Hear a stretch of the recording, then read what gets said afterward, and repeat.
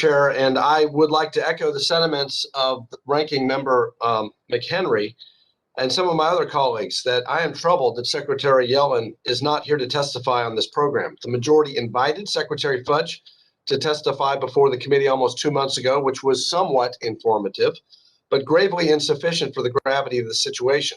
Here we are today with another hearing on the same topic to discuss why less than 11% of the funds appropriated by Congress almost a year ago have support the funds appropriated by Congress almost a year ago have supported renters and landlords. Yet the responsible party remains absent from our witness lineup. Congress directed Treasury to be the primary steward of these funds and to operate the program in such a way that assists struggling renters and landlords. Yet despite her direct responsibility for this bungled operation, Secretary Yellen has not testified before this committee, and the majority has not even invited her to do so. While I'm sure our witnesses today will be able to provide some helpful insight, we do need answers from the ultimate decision maker and the party responsible for this total mess, and that is Secretary Yellen. Another preliminary comment, and this is maybe a different take from both my colleagues on my side of the aisle and the other side of the aisle. Yes, we need to expedite the emergency assistance. That's why Congress passed it.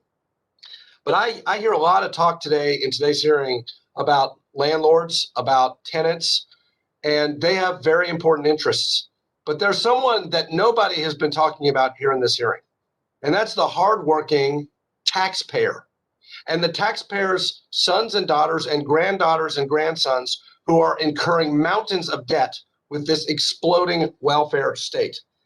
And I think what we're really talking about and hearing about today is not just the incompetence of the Biden administration itself, but this program proves that big government welfare programs are ineffective and they are a recipe for waste, fraud, and abuse.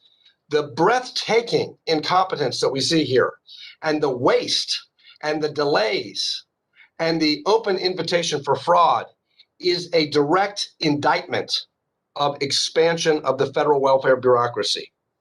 Now, I want to ask Mr. Wynn a question here. Feedback we have heard from landlords across the country, including small landlords who own only a handful of properties, suggests that the ERA programs are difficult to access because of bureaucratic red tape and preconditions that disincentivize participation. Mr. Wynn, how can we improve the ERA programs to make them more accessible for small landlords? How might the changes under the majority's bill, which actually adds red tape for landlords, affect participation in the program? So I believe that, as always, there's some solution in the middle. And I believe that the changes in the majority bill, by and large, can help as long as we're not also adding restrictions. So what I mean by that is the bulk application processes where a landlord can say, a small landlord can say, all of my 8 tenants can apply for assistance. I can submit as a landlord directly, self-attestation about things like income.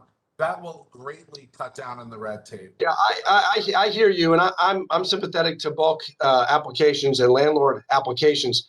But again, I'm going to return to, and I want to expedite these funds. And you haven't heard this today from either side, any members on either side of the aisle. But I'm concerned about the taxpayer. And this self-attestation idea concerns me a lot. The taxpayer we're talking about nearly $50 billion, and we're going to just allow landlords and tenants to just self-attest without any documentation of income or job. We have 10.5 million unfilled job openings in America. And the reason is that we're paying people to not work. We're paying people to not work. We can't just continue to ask the taxpayers to subsidize people to live on the taxpayer's dime. Why can't we have just simple documentation, allow landlords to apply for tenants, but have some protections for taxpayers who are getting fleeced? So I would say one of the aspects of the original bill are also audits that are allowed at the state or administrative level. So to your point of fraud, I think that if people are committing fraud, those audits hopefully will catch that. Well, let me just say, in conclusion, the solution to the Biden administration's incompetence is not to dishonor taxpayers by making waste, fraud, and abuse in this program even easier. Taxpayers need to have confidence that the renters who can afford rent are not just taking advantage of this program, reducing funds available for those who actually are eligible and who actually are experiencing housing instability.